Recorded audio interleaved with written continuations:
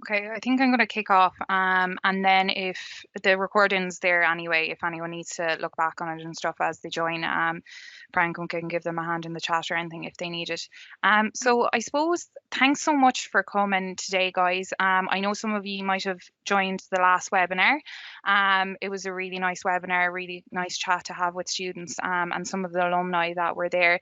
Today we're going to be focusing a lot more on the program, what the program directors are here for, loads on the course content, the assessments, and the resources that you'll get when you come onto the program as well.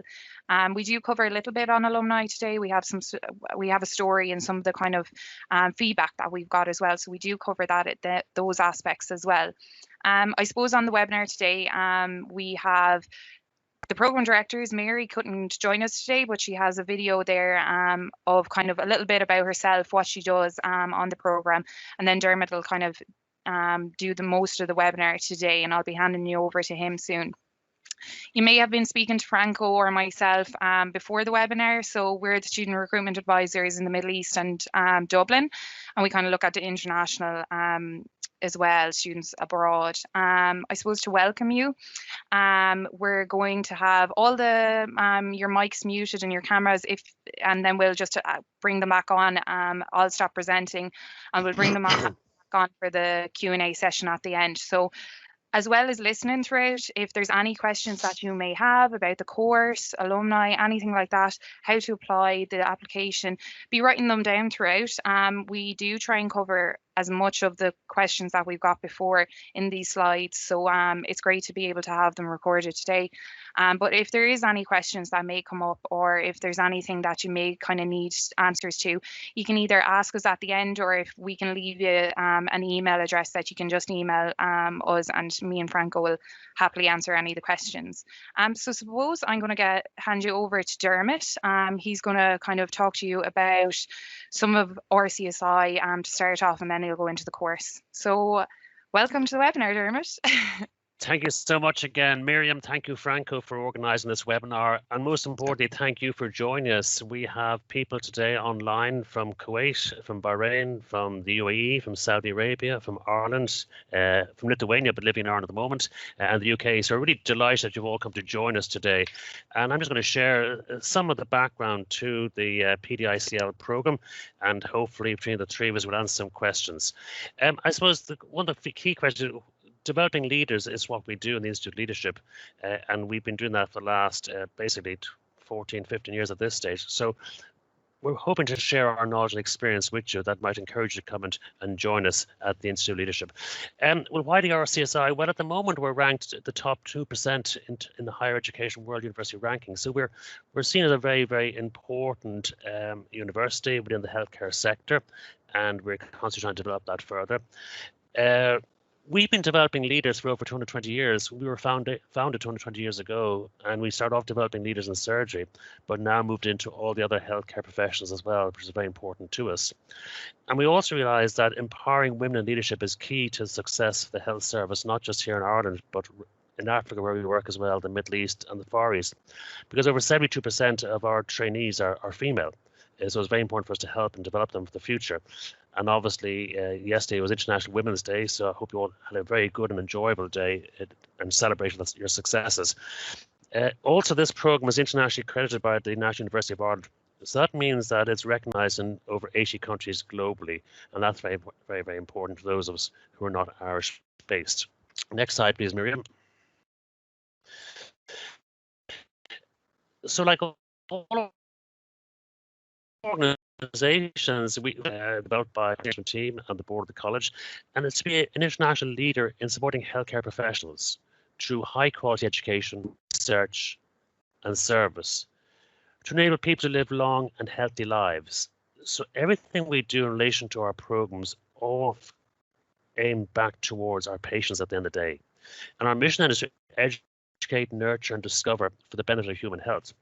This mission is supported by three institutional pillars: delivering transformative learning experience, leading impactful research, and supporting healthcare and social well-being in Ireland and internationally. And it was never more so than during COVID, where we had to totally rejig and do everything differently. We moved this time last year from a classroom environment into a totally online environment, which required us to look at delivering in a transformative way. And this program has benefited from that, because now we have a very, very well thought out, well organized, very, very customer centric program, which people to date have thoroughly enjoyed and referred other people to it. Next slide, please, Maria. Our reach is huge. We cover from as far, I suppose, down to New Zealand, right across back up to Vancouver. However, our reach and Institute of Leadership is very much focused in Ireland, England, Scotland, Wales, and then the Middle East, being Bahrain and Dubai and the UAE completely. And I also have a very strong piece of work in the sub-Saharan Africa, over 10 countries there at the moment myself with my colleagues. So we have a very wide remit and alumni members, alumni colleagues come from all those different countries.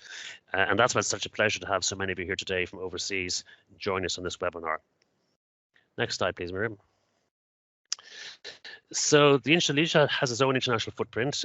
Currently in Dublin, we have over 300 students going through an accredited program at the NUI.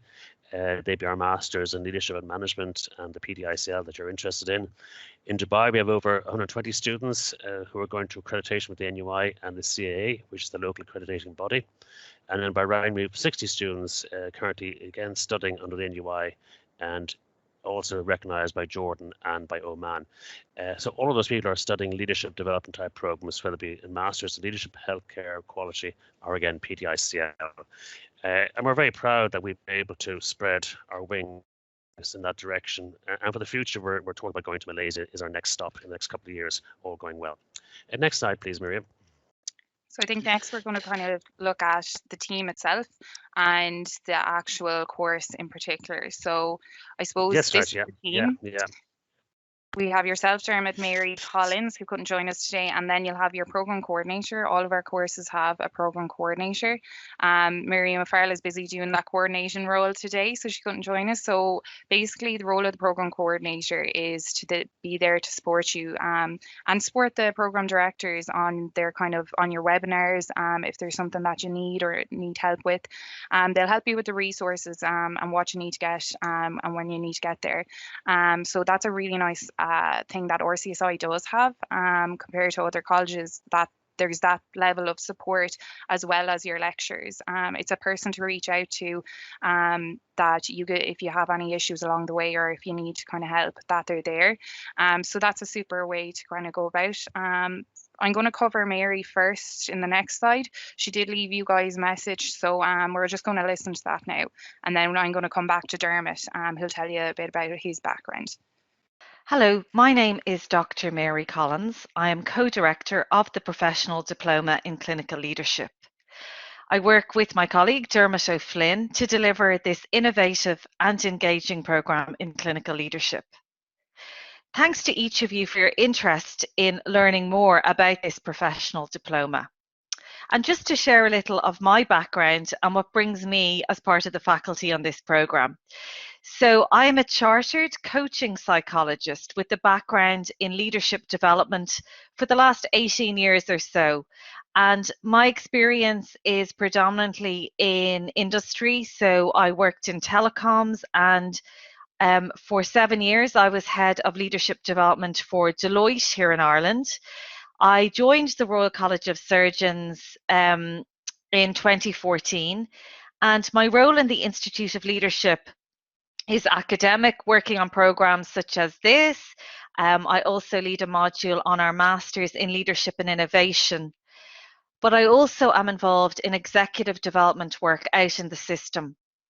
So an example of that would be the Clinical Directors Leadership Development Programme we recently completed in Beaumont Hospital with Professor Peter Conlon and his team there.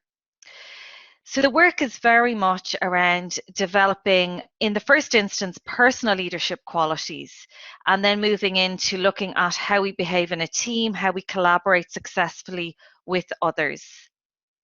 My own areas of research and passion are in 3 key areas.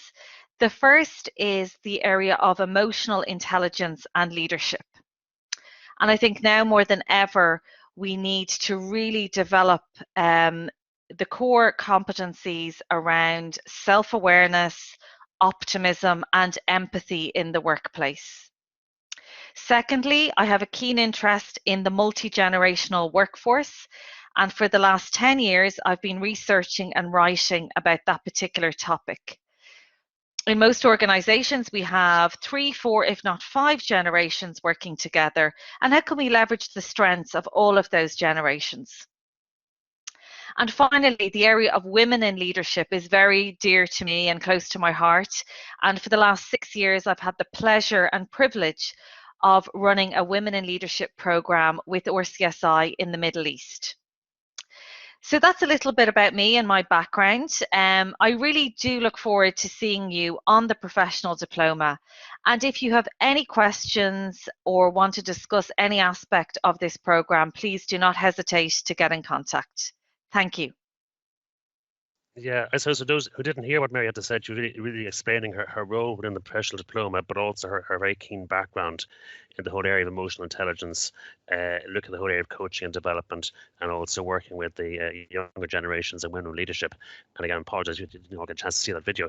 My interesting background is that I've spent a number of years in the service industries as a training director for a large aviation organization. I was in the telecoms industry at Vodafone. I also worked in hotel and catering. And I came to education about 12 years ago through the Royal College of Surgeons. And since then, I've been involved in a range of programs, from both diplomas to master's programs.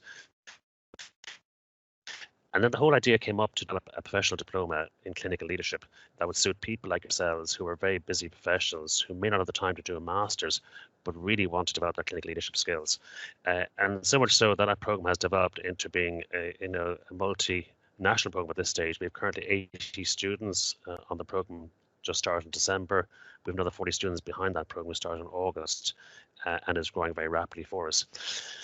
And ideally, for people like yourselves, my keen interest in this is that you become better versions of yourself and that you become very competent in your ability to lead. Yes, you'll have to do some assignments. We'll talk about those in a few minutes, but you develop a range of skills that you can use back at work day to day, which is very important for you. With that, is it for you? Well, I think ideally it's for somebody who's working in a clinical setting. It's not for somebody who's not part of the healthcare service. So that's one. That's somebody who's involved in managing healthcare teams, whether you're a physiotherapist or whether you're a senior nurse manager, whether you're a consultant surgeon, a physician, whatever. It's geared toward people like yourselves. And to be, I suppose, competent to join the program, we look at a level 8, so a degree is very important, and recognition of prior learning. So if you don't have to have a degree but have a higher diploma and that you have many years of experience, we can look at that as an option for you. But majority of people join us tend to come from the allied health professions and from medicine, from surgeon, all the aspects of medicine as well, from NCHDs up to consultants, back across then to the other professions. So it's a course that's very encompassing for all people. Okay, let's go to the next slide, please, Miriam. Some details that people often ask us about and often forget about is it is an accredited program at level 9, so at master's level. So we refer to as scholars. When you join our program, you're not a student, you're a scholar. That's very, very important. It is internationally recognized through the NUI, and you get 30 credits. So that's 30 ECTS credits for those who want to build up their credits over a period of time. And the duration is 9 months. So we spread the program fairly over the 3 modules over the 9 months. And it's very much on a part-time basis. But you have to put together a study plan that suits you. There's no hard and fast rule on how many hours you should study, but we would encourage you to put time aside every day to do it. Entry requirement is very much about working in a healthcare environment and holding that primary degree. And like everything else, we have to pay for it. So there's a fee of $5,750 for that. And many people in the past have been sponsored by their organizations as well. And some have been very lucky to win scholarships. And what's really interesting about it also, we're an internationally based faculty, so we'll have people, a really good mix of healthcare professionals from different parts of the globe, but also different parts of medicine itself, giving you very clear examples of what clinical leadership is all about, what it means to them along the way. Next slide, please, Miriam. I think one of the things I love about this program that originally I didn't know about the program when we started designing it was how interactive it can be. So we have 3 workshops workshops. At the start of each module, we have workshops, and we split those workshops into 2.5 days. Because again, we learned that one full day online was too much. So feedback from our scholars told us what to do there. And then with that, we have 16 webinars, and they're, you know, an hour-long webinar. And how you get the most on the webinar is you come prepared. So you do the learning from the asynchronous learning the week ahead, and you come to the webinar and you get a very interactive engagement. However, people are busy in the healthcare sector, so we do record everything for you. So if you happen to miss a webinar, then you can pick it up the following evening. However, feedback again from our students or from our scholars say that actually it's really worthwhile to make the effort to make those webinars, because you learn so much more from the interactivity, not just from the person leading, but also from the scholars themselves. And then we have a very interactive Moodle platform. So every week, more learning information released to you, interactive learning information, which includes things like reflections, stories, case studies, a review, and video clips. So we're trying to keep it as interactive when you are online asynchronously, you are engaged with the product at the time. Next, please, Miriam. Resourcing is very, very important because you can't do this on your own. So, and we don't want you running around looking for things outside. So we have a 2-week online orientation, and that's proved very, very important to set people up for success, particularly as a lot of you may not have studied for a while. A lot of you may not have studied online at all before, and it takes a while to get used to how you do things. So that's very, very important. We have a wonderful online library with wonderful support within the librarians themselves. So when you have to go and reference documents, magazines, books, etc., they're there to help you along the way.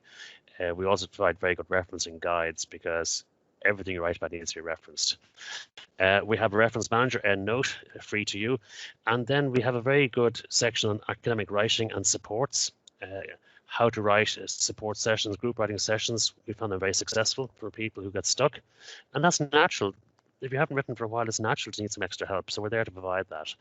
And then we have recommended reading lists to guide you in the right direction for each module. And very clear guidance on assessments. We have very clear assessment criteria. And it's really interesting. If people follow the guidelines, they're halfway there, which is wonderful. But again, we do an assessment session before the first module assignment to make sure you're set up for success. Grammarly, because of the laws, I've forgotten our grammar and pronunciation spelling. That's there for you to use as well. You have a free subscription to that. And LinkedIn Learning, a lot of you may be already involved in LinkedIn, but we have a license to all of their learning products. So if you want to go off and do extra things that could be helpful to you, it's all there for you. So it could be on project management, it could be on change, it could be on culture, lots of material that may help you. Or you might just want to go off and do a photography course. That's also there on LinkedIn to help you along the way. Next slide, please, Miriam. So we break it down to 3 modules. And the first module we call the clinical leader, understanding and managing oneself. And that's our key philosophy. If you can't manage yourself and you don't understand yourself, then you're not going to be able to lead or manage people in the future. So the emphasis on this aim is to provide participants with the knowledge and understanding of how they can develop their competencies and capabilities to become an effective leader and manager in a clinical setting. And the sort of things we cover on this module, you know, leadership, we cover management, we cover what does clinical leadership really mean to us. We talk about emotional intelligence, and we talk about resilience and burnout. And we also talk about meditation, about how can people develop their skills to meditate, to give them time out for themselves. So again, lots of interactivity, lots of practical exercise to do, and people find it a very good way to start to focus on themselves first of all. And then we get people to assess themselves using the competency framework from the NHS, the Clinical Leadership Competency Framework, and assess some goals about what areas of that framework do they want to develop themselves during the program. Thanks, Miriam. Next slide. Module 2 then is about people and managing resources, because you just can't work in healthcare. You can't lead in healthcare without people. And it's fundamental to our success, having people who know what to do, when to do it, how and why. So the aim of this module is to provide opportunities for participants to examine their team profiles and leadership competencies in managing people. The learning will form a basis for the analysis of a teams and the reflection on the assumption of how teams work in practice. And to support that, then the very detailed assignment, which is a team-based virtual assignment where you work in a virtual team to actually deliver a report and make a presentation. Thanks, Miriam. Next slide. And then looking at the last piece then, well, we want you to make some sort of change. So how are you going to put all this together? So we're always having to do project proposals. So we're going to focus on leading change and quality improvement in the health service. So the aim of this module is to introduce professionals like yourselves to current change strategies. What is change? How do we change? What works best? As well as a section of best practice frameworks and tools and techniques for leading and managing quality improvement. None of us want to stay still in medicine. We all want to continuously improve. Just provide them with the knowledge and skills to be better at managing high quality and safe service. And that's key to our success, that we as leaders lead out on high quality, safe services. And in this particular module, we talk about change, which is key to us. We talk about quality, we talk about risk management, about governance, and then we talk about putting a business case together, putting a proposal together that you can bring and influence your stakeholders to buy into it along the way. Next slide, Miriam, please. The assessment. Everybody dreads the assessment, but our view is that you shouldn't. It gives you a chance to actually apply what you've learned into some writing. So we have both group and individual assessment runs through the program. All assignments, there's no exams. So none of that exam fear of having to sit down for 3 hours and regurgitate something. We forget that. So module 1 is very much an individual assignment with 2 parts. One part A is about a case study that you'll have to read and look at a person's particular leadership styles and how she used or didn't use them correctly. And the second part is to evaluate your own person, your own leadership skills and where the gaps are and what you can do about that.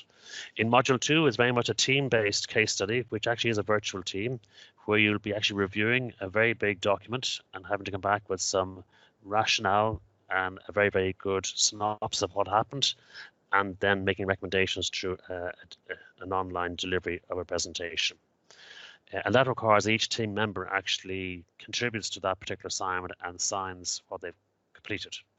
And then module 3, it's an individual project plan where you've come up with an idea for an improvement in your area of work. Nothing huge, you don't want to change the world overnight, but something small that you want to make an improvement on. And you put together a proper project plan with 10 slides supporting as if you're going to the CEO to get approval for it. And with that, what we find very interesting is that we built in personal reflections where you get a chance to write 2 reflections during each module on things that have really been important to you and what you've learned and how you'd apply that.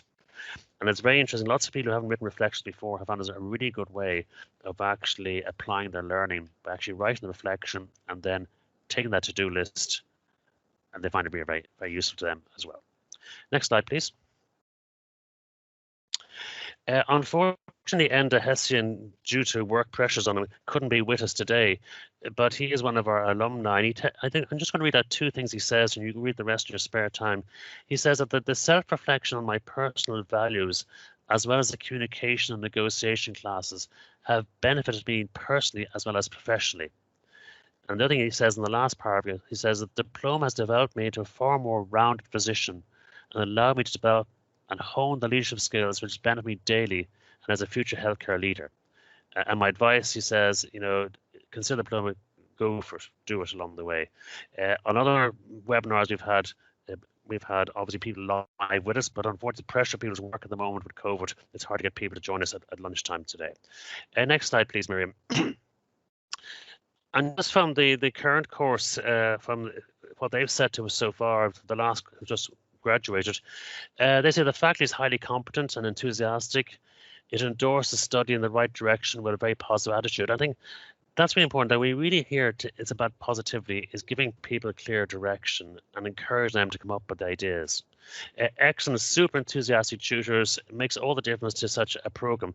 And I suppose our philosophy is, if our tutors aren't excited, then how can our students be excited? So as program director, I'm very excited, and so is Mary, but so is the rest of the team, whether it be Franco or Miriam with a Y.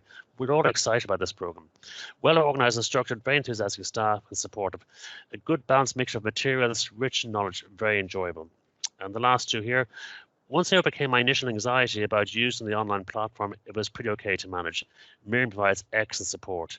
And that goes back to the point I made earlier. A lot of people are a bit apprehensive when they start on an online program, on an online platform. And Miriam, whether it be Miriam with the Y or Miriam with the I, both are there to really help and support, or Franco, to ensure you don't have any of those concerns.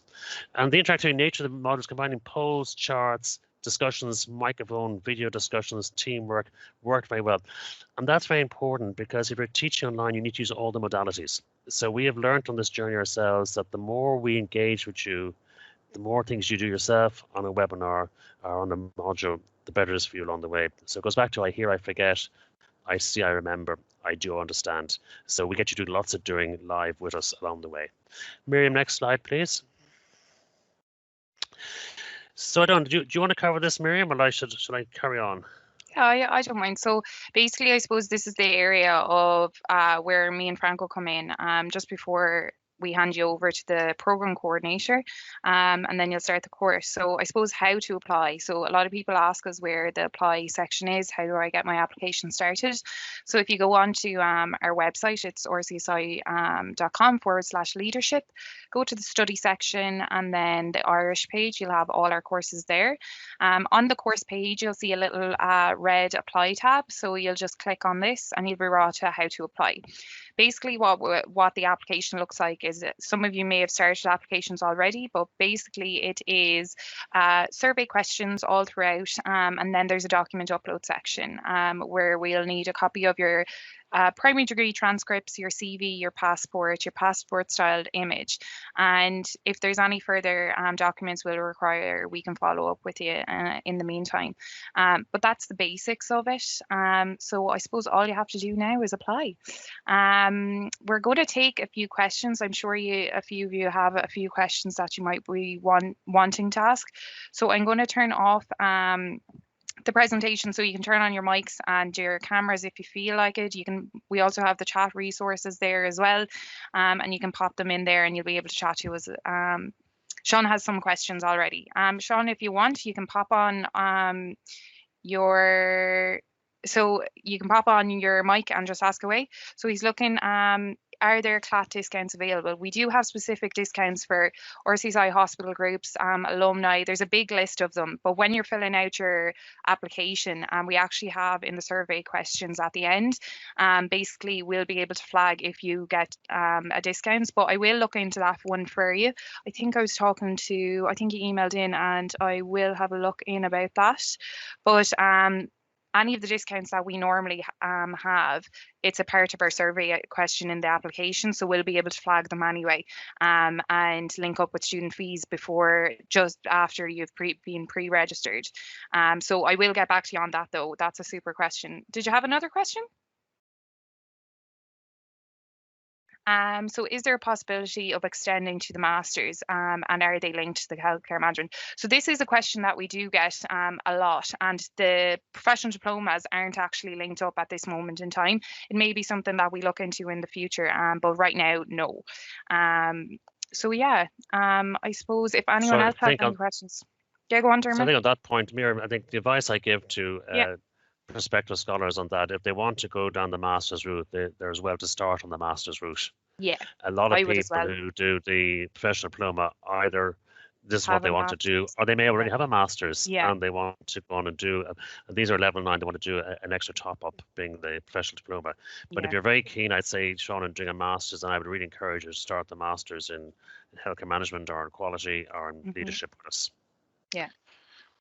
Sorry, I'll just turn on my mic. Thanks, Miriam. Thanks, Dermot. So just the reference during the talk to the ECTS of 30 credits, what relevance does that have for us? Just to let people know that unfortunately we can't transfer those at the moment into masters. So just that you have, we always have to signify the number of credits you get when you're doing a postgraduate program, and that's why we always put it up there straight for you. Thanks very much. You're welcome. Thank you. No problem. Thanks for coming. I suppose one thing we get a lot that we might maybe flagged throughout the presentation is that people always ask us, how many hours in the day do I need to study for? I have a really busy life. I want to know, is this course for me? I suppose, Dermot, what would you say to the people who are asking those questions, that how do I know if I'm going to be able to do all these hours and webinars and start, because they get anxiety talking about it. I think when you go on it, so when you start a journey like this, you have to say to yourself that I'm going to have to put aside time. My advice to people, first of all, is that they put aside time every day to log in to the course site, to check out the updates taking place. And if they stick with a plan of doing each attend each webinar, that's an hour, but then preparation to the webinar is probably about 2.5 hours if you do the stuff in advance and the reading. So I think, there's no hard or fast rule. I know there's people out there who are doing 30 hours a week. I know there's people out there who are doing 15, 16 hours a week. It is adult education. Yeah. So therefore, we're not giving people fast rules about how much you should do. And it always used to amaze me that some people leave it to the last minute and do very, very well. Because other people do it constantly at a steady pace and it works very well for them. So recognizing your own learning style and how you like to learn really helps you at a very early stage as to how you're going to approach this. But golden rules are: 1, check in every day what's happening on the course. Do your preparation work before coming on a webinar, and then do your reading. And then try and enjoy it. It shouldn't be a hardship. It should be something you're here to enjoy doing. It's not, oh, I have to do it. A majority of the people who do the program are enjoyed because they enjoy the reading, they enjoy the challenge of what's involved. And I'd say and as time goes on, you'll find that you'll get into a habit early on. If you don't create the habit, then you create problems for yourself, later when it comes to assignment time, certainly. No, absolutely. I think when you stop enjoying the course, there's something wrong. And this is when it needs to be flagged with either the program director or the program coordinators. And that's the reason why we put those structures in place, is to really support you on your journey. So it's really important to kind of flag things with us early, especially during now. People have really stressful lives. Everyone's kids are at home. It's going to be up and down the next couple of months anyway. So we're really, really flexible in that. We want to be there to support you, and that's why we're going to be here. That's why the program coordinators are there. And it's so simple to reach out. You're going to have a 2-week orientation with Miriam. You'll get to know her really well along your journey. So I think that's really a big thing to highlight. Once it starts becoming like really hard work and getting stressed about everything, it takes the enjoyment out of the learning, and we don't want that for you. We want it to make it the best experience it can be. So I think that's a really important point as well. The last point I make there is that don't leave it too late to contact me. Yeah. So if you find that you are struggling in module 1, then talk to me early and we come up with a plan. Where people really fall into difficulty, and very few of them, thankfully, is where they didn't turn up with an assignment, nothing done by the end of the module, and now they're trying to scramble around very, very quickly. So to talk to us often and regularly, please. Yeah, and I suppose another thing. Go on, Franco. No worries. Just to add on that, of course, I mean, like Miriam said, that the program is very flexible, and Dermot has said, try to reach out to each and every one of us. Like we are here to support you, because most of the questions that I'm also getting, yes, Franco, we're very busy. I'm actually always on call. I might actually get an emergency. Yes, that's the reason that we've actually designed the program to a BC World healthcare professionals. So yeah, we'll definitely understand your obviously, of course, your professions in healthcare, but at least give us a heads up. Okay, reach out, Miriam said, and Dermot, reach out to your program coordinator, to a program director, Dermot, O'Flynn, or me. All right, so yeah, we can definitely support you. Yeah. And I suppose one other thing that we do highlight when you do become an RCSI alumni or even a student, that you have massive networking opportunities. You saw earlier on in slides that someone had mentioned, just from the feedback form from the last intake, that they the group activities that they do are so interactive, and the classes, you'll have breakout rooms, you'll have specific groups that you can reach out to on your Moodle platform where you can all log in and kind of communicate there. There'll be forum posts, but it's afterwards even to have the knowledge that, say, you got a bit of an insight into the healthcare system over in the Middle East, in the UK. We had one of our students was based in Malta there a couple of months ago. It's really, really interesting stuff on the course when you kind of make it a lot more international.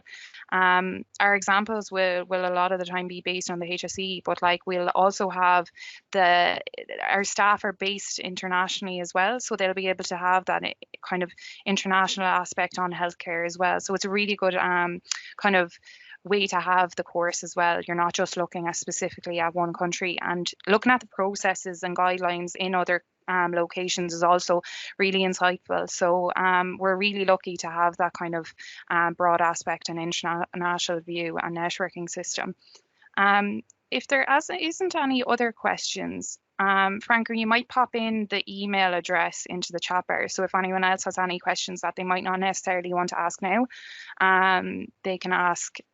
Hamid, you have your hand up. If you want to pop on your mic, work away. Yeah, hi, I'm Dr. Nasser from United Arab Emirates. Can you hear me well? Yeah, absolutely. Yes, indeed. Welcome. Yeah, I heard about the Master of Leadership, but how far the diploma different from the Master? And how the Master can affect my career compared to the diploma? Well, there's a huge difference because your Masters will have 2 full years. Your first year, you'll have 6 modules of learning, while you're only doing 3 modules altogether on the Professional Diploma. And year 2 of the Masters, and you're doing a dissertation, a 16,000 word dissertation, and another 2 modules as well. So it's quite a different commitment. However, what is very interesting, whether you do the Masters or when you do the Professional Diploma, both groups do very well in career-wise if they want to move on their careers. We're always, well, not totally surprised, but we are delighted to see so many of our scholars end up moving jobs because they have an extra qualification, where that qualification be a master's that you could get in healthcare management in the UAE through our Dubai campus, or a master's in quality, or a master's in leadership, or whether it's a PDICL. So both are good routes. It's a question for me is how much time do you have to commit to your learning, and what's the best suit you at the time. Yeah. I think a lot of the time as well, a lot of influences that focus on, will I do the master's program or will I do a professional diploma in clinical leadership, is your past education, your kind of career goals, how much time availability you have, and what, so like if your long-term goal is to have a master's, like Dermot mentioned earlier, is to kind of maybe just go there and head that direction. But you'll have a lot of people who'll come on the course that will have already got a master's, want to be in something a bit more specific. But yeah, like that's what the kind of advice that we'd have for you. But if you want to speak more to Franco or myself about your options, like we'd be more than happy to kind of do that. We just got a question in there. When's the deadline for application and when's the actual course starting? So we take applications on a rolling basis until the course is filled. So we don't have a set deadline. We're more kind of flexible in that sense. What we will do is she asked for when's the course starting. So the timetable is actually up on the course page. Franco, you might pop in the link for the course details. And so basically the orientation is a 2-week orientation. It starts on the 22nd of March, and then you'll kick off on your webinars 2 weeks after that date. So on the 22nd of March, what happens is you'll be given your IT access and you'll be able to log in, and then you'll have 2 individual webinars, which Miriam O'Farrell will link in with you. So basically she'll run through Moodle, she'll go through all your resources, she'll go through how to use your webinar. Kind of, we use Blackboard Collaborate. It's like your classroom. So you will be good to go. You'll be ready to go just beforehand. And then if you have any questions at those 2 weeks, you can ask then. We have another question there. Yeah. Nadeem, do you want to ask your question? Yes, please. Thank you very much for taking us through the course details. And going back to what Hamad asked, whilst it seems it's possible to do the master's course part-time, the diploma part-time, but is it still possible to do the master's part-time in terms of time commitments? Yeah. So I suppose with the master's programs, all of our masters are part-time in the sense that they're going to be the same structure. The autumn intake is going to be the same structure as the timetables that are up now. So it's going to be all online. There's 2 workshops back-to-back, and then there's a follow-up day the week after. So it's they're going to be recorded as well, but it's a similar structure in the sense that you'll have to commit time to be able to attend the lectures and stuff, but then all your resources and everything will be online, and the classes will be recorded, but you'd be expected to attend as they do a lot of group work in the actual master's classes. But again, like it depends. We'd be more than happy to talk you through your options and stuff like that, figuring out what would work with you for your individual case, and we'd be more than happy to kind of go through those options. We're hoping to have similar webinars on the master's program start this summer. Great. Thank you so much. Thank you. Thank you for your question. You're welcome. Thanks, Dr. Nadeem. Cool. Thank you.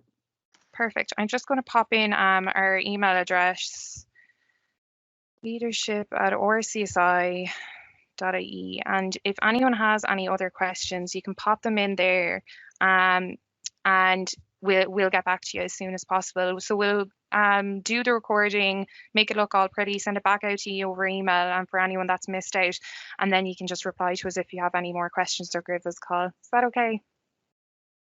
Perfect. Well, on that note, thank you so much for presenting today, and Dermot, and thanks so much for supporting me today, Franco, and thanks everyone for coming. It was a really nice experience. We got some really Franco's been a really good support so far to people, so thanks in the comments. So thanks everyone for joining. Yeah, go Miriam, for it. Can I say thank you to both? Can I thank you? We'll say shukran to all our Arabic colleagues today who joined us for this webinar. Thank you for joining us. As Miriam and Franco said, we can be any further assistance to you, we will be, and I look forward to seeing some of you virtually in the near future. Absolutely. So thank you again. Shukran.